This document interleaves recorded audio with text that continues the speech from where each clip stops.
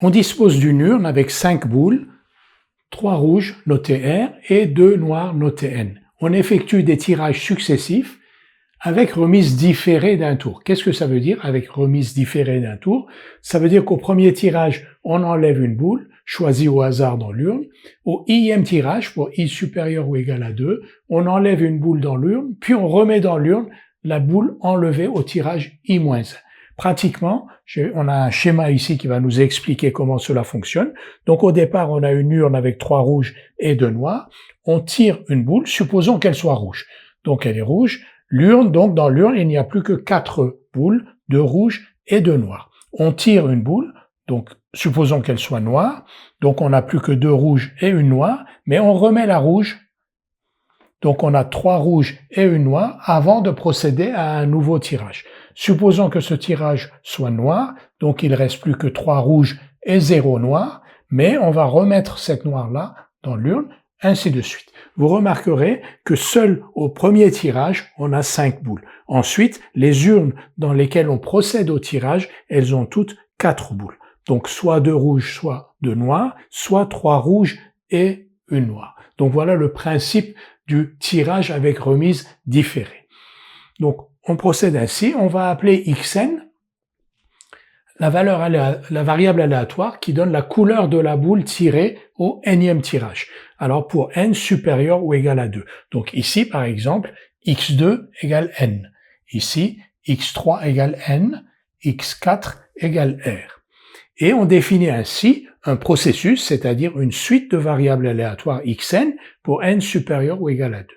On nous demande de montrer que cette suite xn est une chaîne de Markov homogène, puis de déterminer le graphe pondéré et la matrice associée à cette chaîne de Markov. On a donc un processus, c'est-à-dire une suite de variables aléatoires xn, avec n supérieur ou égal à 2, et l'espace des états de xn, c'est E égale donc rouge au noir. Il y a 2 états possibles, xn est égal à R ou xn est égal à n. Donc une fois que l'on a dit cela, on veut maintenant montrer que xn est une chaîne de Markov. Pour montrer que xn est une chaîne de Markov, nous allons montrer que si nous connaissons la valeur prise par xn, on peut déterminer la loi de probabilité de xn plus 1.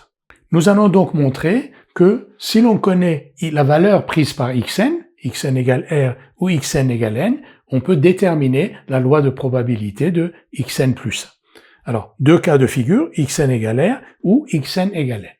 Si xn égale R, quelle est la composition de l'urne dans laquelle on va opérer le n plus unième tirage? La composition de l'urne comme xn égale R, c'est-à-dire que l'on a tiré une rouge au nème tirage, elle est donc, on avait 3 rouges et 2 noirs, on a tiré une rouge, donc il reste 2 rouges et 2 noirs. Donc on va procéder au tirage dans cette urne-là.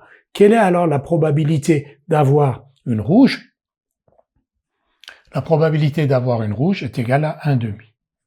Quelle est la probabilité d'avoir une noire? 2. Donc il y a 2 noirs dans une urne de 4, donc 1/2 aussi.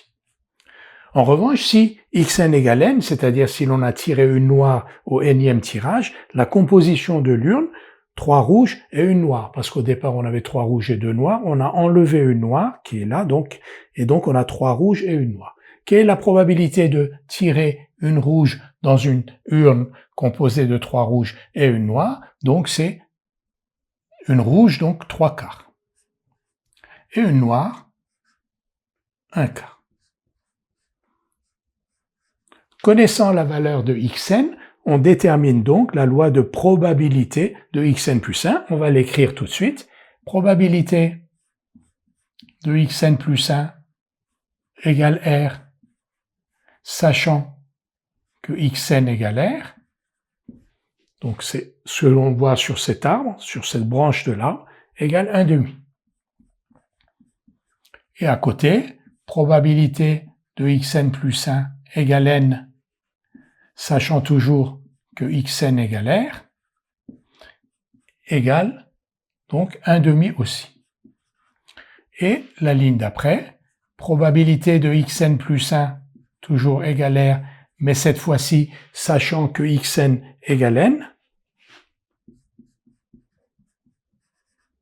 est égal à 3/4, et probabilité de xn plus 1 égale n, sachant que xn égale n, est égal à 1/4. Donc, connaissant xn, on est capable de déterminer la loi de probabilité de xn plus 1. On remarque de plus que 1/2, 1/2, 1/4 et 3/4 ne dépendent pas de n. Donc, on a bien une chaîne de Markov qui est homogène. On va maintenant déterminer sa matrice et son graphe pondéré. Le graphe pondéré associé à cette chaîne de Markov d'abord, donc deux états, rouge ou noir, donc rouge ou noir. On va de rouge vers rouge, avec une probabilité 1/2, de l'état rouge vers l'état noir avec une probabilité 1/2, ensuite de noir vers rouge, une probabilité égale à 3/4, et de noir vers noir avec une probabilité 1/4. Donc voici le graphe associé à la chaîne de Markov xn. Quelle est maintenant la matrice associée à cette chaîne de Markov? On va l'appeler M. C'est une autre manière de représenter l'information qu'il y a ici. Donc on va mettre rouge, noir ici. Alors ça, vous ne le mettez pas au propre, mais au brouillon. Là, je l'indique pour simplifier l'explication. De rouge vers rouge, 1/2. Rouge vers noir, 1/2. Noir vers rouge, noir vers rouge, 3/4. Et 1/4. Quand je dis noir vers rouge, c'est-à-dire qu'on est dans l'état noir et on passe au coup suivant dans l'état rouge et la probabilité est de 3/4 de passer de noir à rouge. La probabilité est de 3/4 de passer de noir à rouge. Ici, on le voit aussi sur le graphe. Donc, la matrice associée à cette chaîne de Markov, xn, pour n supérieur ou égal à 2, est celle-ci, 1/2, 1/2, 3/4, 1/4. Vous remarquerez, comme toujours, que la somme des éléments des lignes est égale à 1, c'est-à-dire que l'on a une matrice que l'on appelle stochastique.